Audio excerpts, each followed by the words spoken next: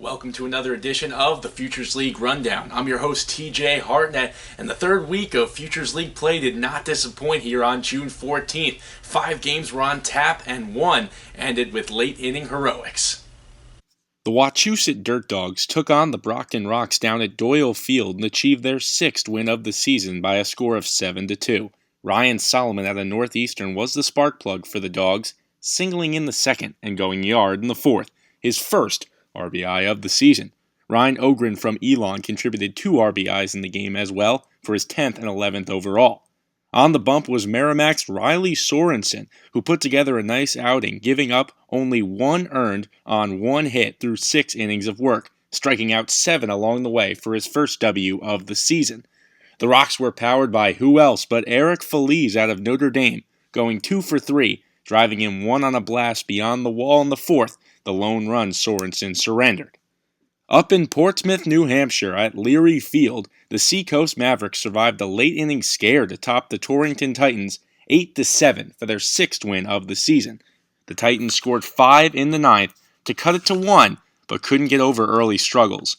The Dartmouth stud, Clayton Chatham, kept Torrington off the board through 6 innings of work by giving up only 3 hits and striking out 6 for his first win of the season. Frankie Gonzalez out of Western Oklahoma had the hot bat for the Mavs, racking up 4 RBIs on 2 hits, a single and a double.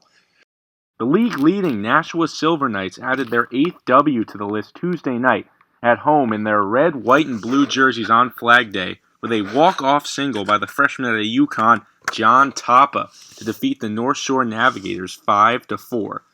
Tying the game in the top of the 9th on a double by Mike Diacunti, the North Shore Navigators tried desperately to grab their 2nd win of the season against the league's best. Mike Diacunti out of Southeastern University led that way for the Navigators, finishing a single shy of the cycle and corralling 2 RBI. But it wasn't enough for the Navigators, as Amherst's own Yanni Thanopoulos had 2 RBIs for Nashua in the win. The Worcester Bravehearts kept right on the tail of their eastern counterpart Nashua, getting their 7th win of the season in front of the home crowd down at Holy Cross, defeating the number 2 seed in the West, the Bristol Blues, by a score of 12-5. The rising senior from Belmont, Raphael Borgnigel, tied things up in the bottom of the 2nd at 3 on his 2 RBI triple, and from there, Worcester never looked back. Ryan Ward out of the New England powerhouse Bryant University had a 2 RBI single to put it out of reach in the 4th, with a strong pitching performance to follow out of the Worcester pen.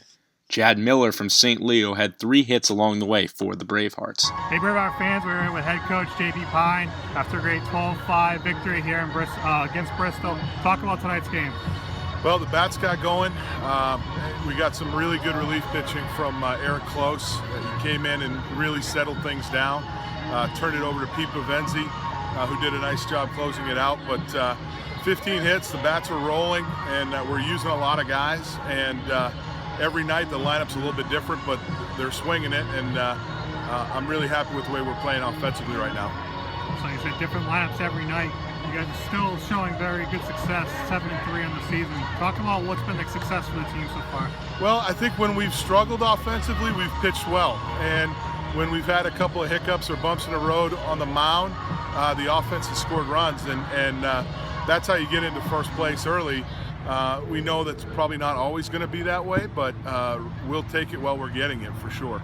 All right, well, good luck the rest of the season. Take care. Appreciate it. And it took extra innings out on the Vineyard for the Pittsfield Suns to grab their 6th win of the season.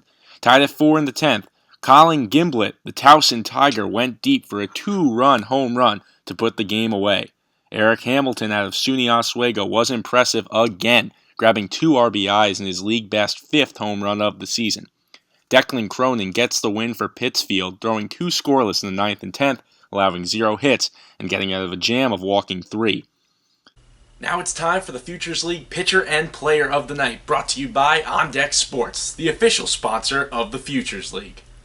The on-deck sports pitcher of the night goes to Clayton Chatham out of Seacoast, a sophomore from Dartmouth who went 6 innings, giving up 3 hits, no runs, 1 walk, and 6 Ks along the way. The on-deck sports player of the night goes to Mike Diacunti out of North Shore, who went 3 for 4 with a double, a triple, and a home run, only a single shy of the cycle, and gaining 2 RBIs in the game.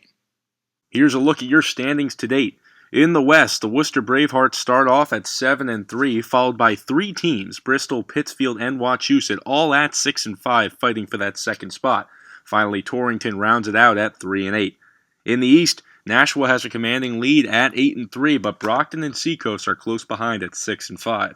Martha's Vineyard falls below 500 at 5-6, and North Shore lies at the bottom with a record of 1-9. On slate for tomorrow, have a little breakfast in baseball down in Brockton as the Rocks take on the Mavericks at 11:05 a.m. The Silver Knights will scrimmage North Shore, Frazier Field at 10:30 as well. The Dirt Dogs travel to Torrington to continue their winning streak at 7 p.m., while the Suns host the West Division leader Worcester Bravehearts up in Pittsfield.